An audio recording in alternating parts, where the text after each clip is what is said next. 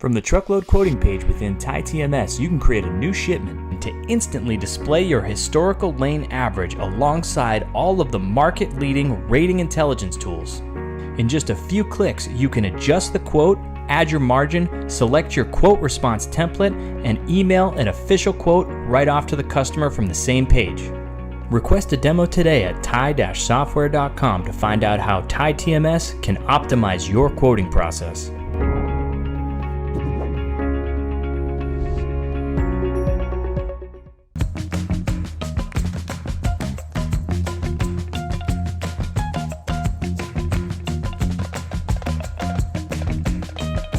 Welcome back to another edition of Check Call. Today we are covering the importance of effective carrier management. Don't forget to subscribe to Check Call, the newsletter on FreightWaves.com if you haven't already.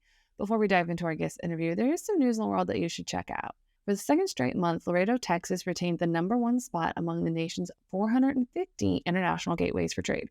During March, Laredo recorded a 12% year-over-year increase in total commerce to $28.6 billion, according to the latest U.S. Census Bureau data.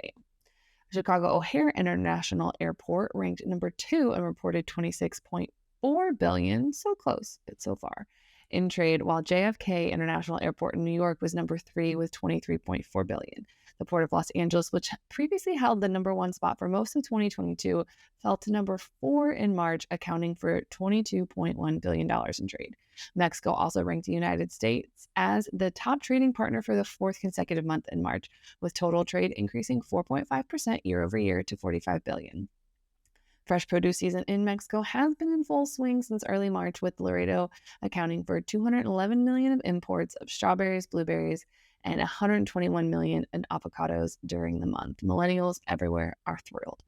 The top exports from the U.S. through Laredo were auto parts, gasoline, and diesel engines. This week's Sonar chart of the show is the Savannah, Georgia market. Outbound tender rejections from Savannah, Georgia rose 120 basis points week over week, from 3.67% on May 22nd to 4.87%. During that same period, outbound tender volumes remained volatile, falling 2.53% from 100.68 points on May 28th to 98.13. The slight decline followed a Memorial Day weekend volume surge where outbound tender volumes peaked at 117.94 points on May 26th. The Savannah market is one of the closest available markets with higher outbound volumes and inbound volumes for carriers coming out of Florida. For carriers around the Jacksonville and Lakeland markets without freight, heading north may be an option to keep utilization at the expense of revenue from the extra empty miles. Today we are joined by Rowdy Malkoff, VP of Carrier Sales at Blue Grace Logistics. Welcome back to the show, Rowdy. Thank you, Mary. Always a great time to be on the show. So last time, we didn't quite get your rundown. We didn't quite get your background and how you ended up at Blue Grace. So why don't you go ahead and tell us how you ended up here? Yep. Well, I took a little less traditional approach than I think a lot of people did. I actually spent a handful of years before Blue Grace on the carrier side. So I really got to dive deep into understanding how carriers operate, hiring drivers, driver retention, building the capacity piece on the carrier side, and then did that for a while. And in 2014, decided to make the transition to the 3PL space and join Blue Grace.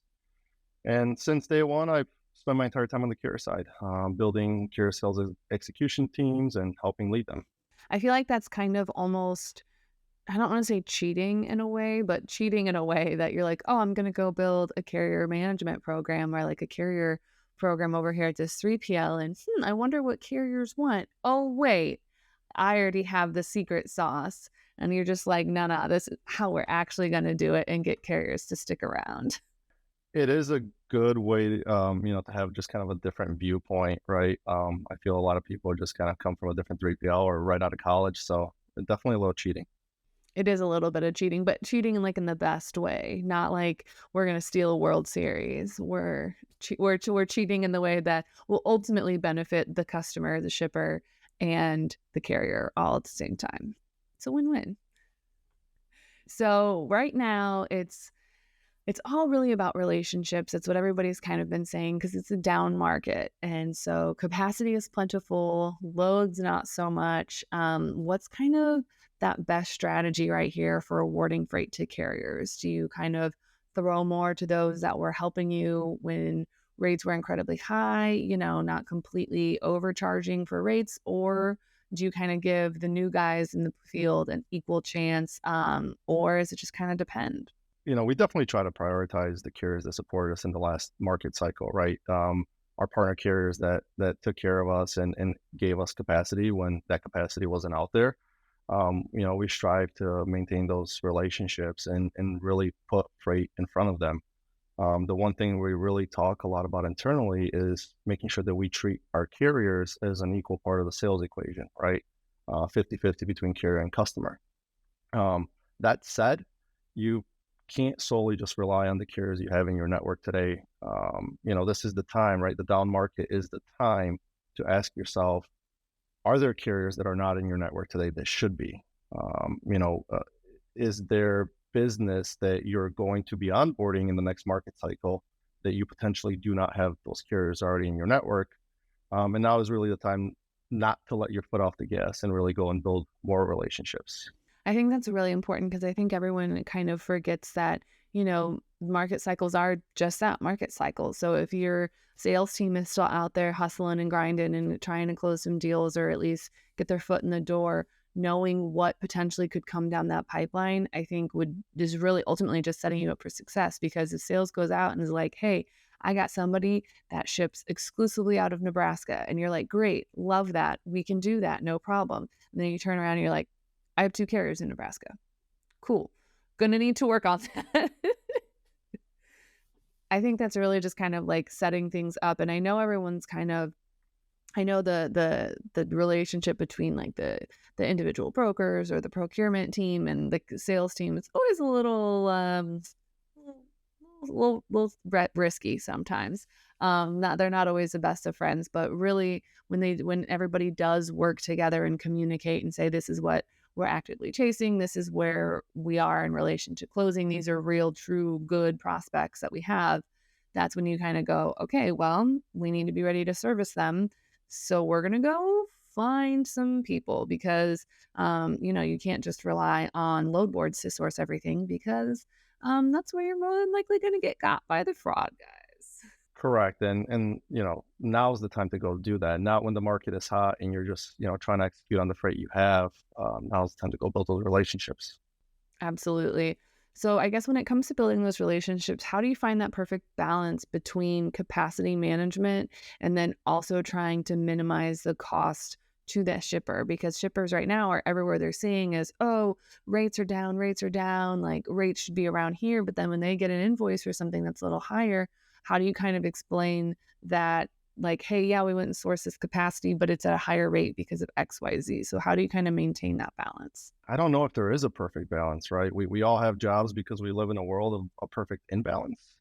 But I really do believe it starts with just understanding your customers' requirements and what are they really trying to accomplish in this market cycle. And then how does that match up to our carrier's needs? And really minimizing cost doesn't necessarily have to just be selling or buying a load cheaper, right? I think you have to look further upstream and provide value. Are you looking at the historical data? Are you looking for underutilized capacity? Are you looking for inefficient route planning, freight consolidation opportunities, mode optimization opportunities, and so on? It's not all about just taking a load and selling it for less. And that said, you have to also have conversations and understand how the decisions you make today around cost are going to impact your service levels, both in the short term and in the long term. I want to say that everyone is, being intelligent right now and not just, kind of biting the hand that feeds them or, kind of remembering that, you have these you might be doing some short-term sacrifices, but there's ultimately a long-term gain because, if you're kind of less than ideal if your behavior is less than ideal to some of the carriers now, then when the market turns, they're going to be less likely to help you because you're not there in the good times or the bad times. And then also to that shipper standard, if they have that standard of service, you have to keep delivering that. And if carriers aren't going to participate or live up to those standards, then unfortunately they might not find themselves in that program again, Well, I think two things to that point, right? One, I think you kind of see that between the spread of contract and spot, right?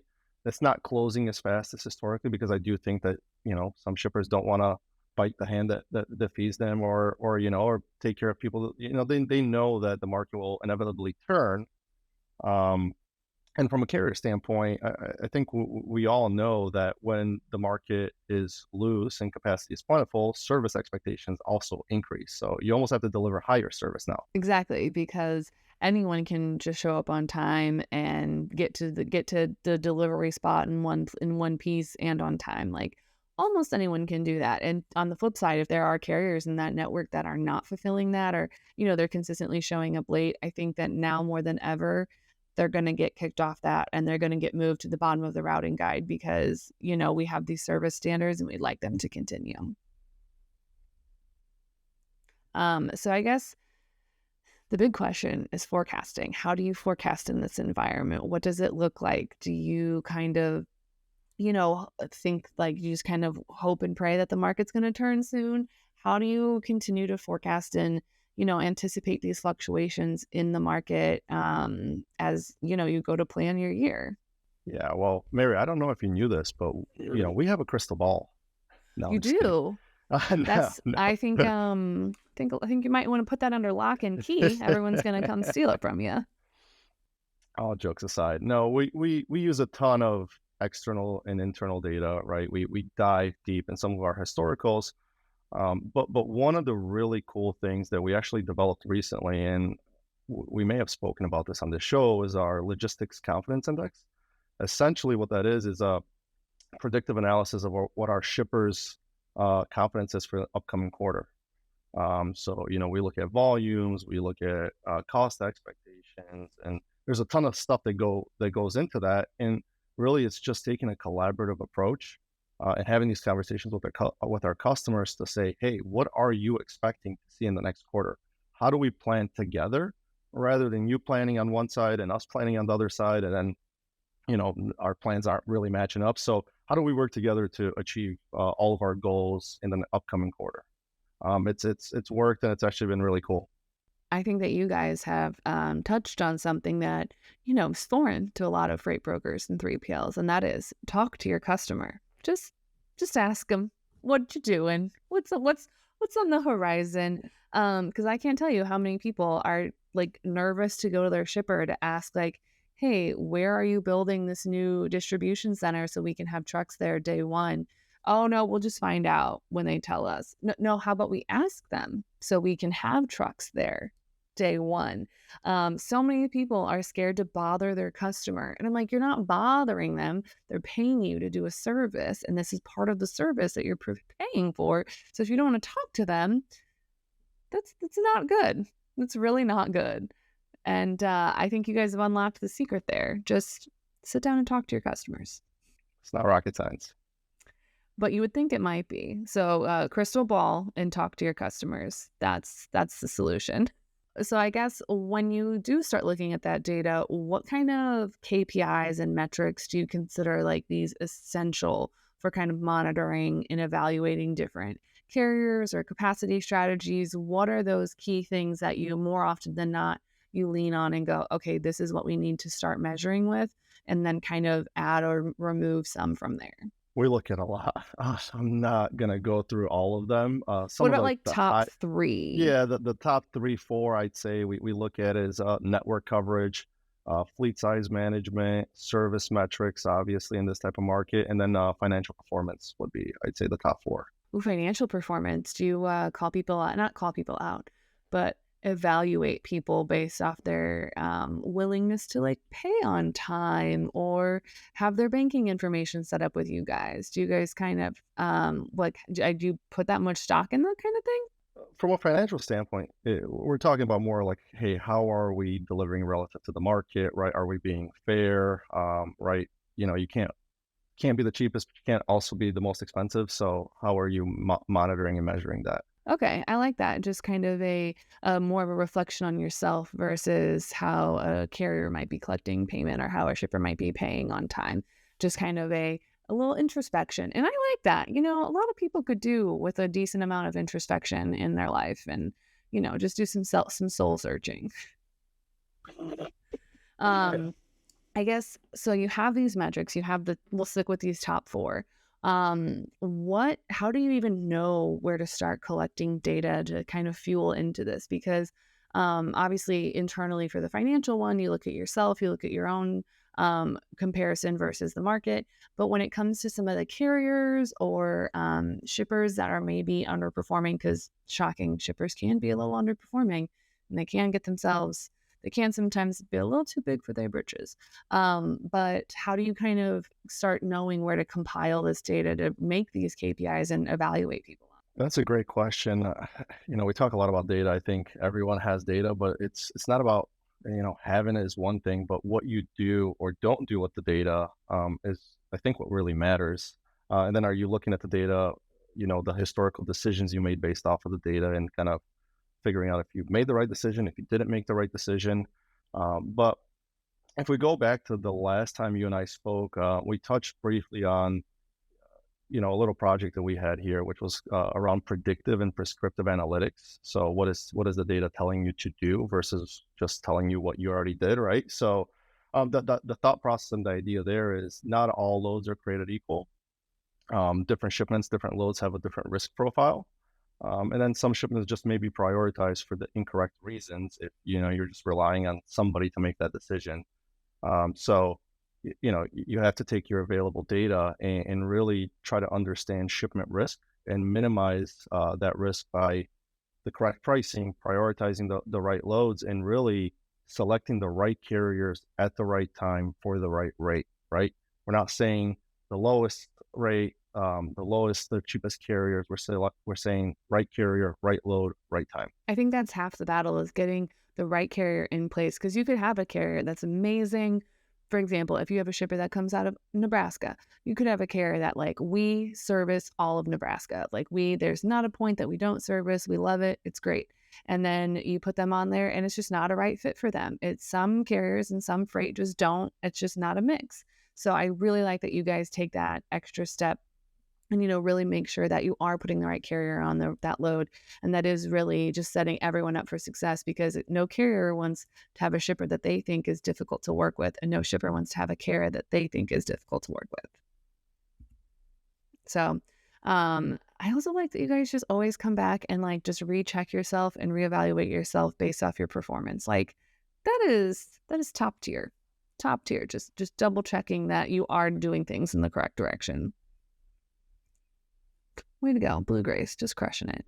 But so you have all this happening, and obviously you're not alone doing this. You're not sitting there surrounded by like 10 computer screens in this big command center. I don't know why I just pictured that, but I did. So you have obviously teams that help. You have teams that kind of help you, and everybody does their own thing. So I guess what's that big kind of, because everyone has to work together to pull off what you guys have set up.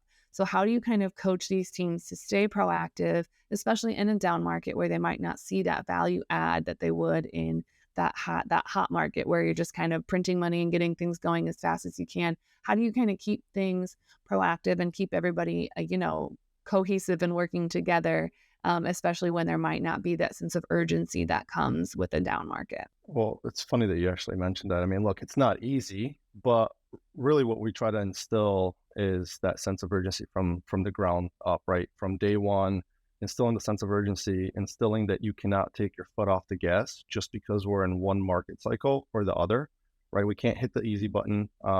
We have to understand that if you get complacent today, you will pay for it when the market inevitably flips. And we also teach that what you do today is very rarely for today. It's always building for the future. What questions are you asking? Who are you contacting? What relationships are you building that are going to be there for you in 6 to 12 months from now? And also, just relationships aren't built overnight, right? This type of down market can either help you maximize and really build a strong foundation or relationship with one of your carriers, or it can ruin it in a second if you try to take advantage of them. Oh, absolutely. I can't even tell you how many times I've shouted from the rooftop that just taking 5 minutes to talk to a carrier right now, especially because, like, you probably don't have that much going on. Like, you have a lot going on, but you don't have you're not like trying to put out 10 fires at once. Like you have those days where you're a little slower and maybe you can take an extra 5 minutes to talk to that dispatcher, talk to that rep, talk to that driver himself and say, hey, how's it going? What's it like over there? Had any good snacks lately? Drivers are people. They just, exactly, like anything like that. It's the little things that, yeah, it might seem trivial to spend 5 minutes talking about so-and-so's son's graduation or whatever, but just having that personal connection, it does seem trivial, but it is so important because when you get in a bind, you're going to call them and they're going to be more likely to help you, especially also now if you're like, hey, I know that you're struggling to kind of cover costs. So what's the absolute lowest you can do on this? So that way I'm not taking advantage of you and we can work together. And that way I can take it back to my shipper and say, hey, this service that you know and that you love and it's reliable and consistent. Well, this is the lowest that we can do it for, because if otherwise this is like your standards are going to be down here if we start cutting below this. Yeah, I mean, we have those conversations all the time, right? We try to stay proactive. Everyone knows that, right? We market cycles, right? We're in a cyclical market and it will flip. So, some of our carriers understand that too. So we're just trying to have those conversations in advance and say, hey, when this happens, how are we going to handle that? What's the most fair way to do it? I think that is the best way to be proactive. Like you said, don't take your foot off the gas, because as soon as you do, everyone else is going to catch up and blow past you, because those that aren't taking their foot off the gas, they're not slowing down. So we are getting near the end, but I have 2 more questions.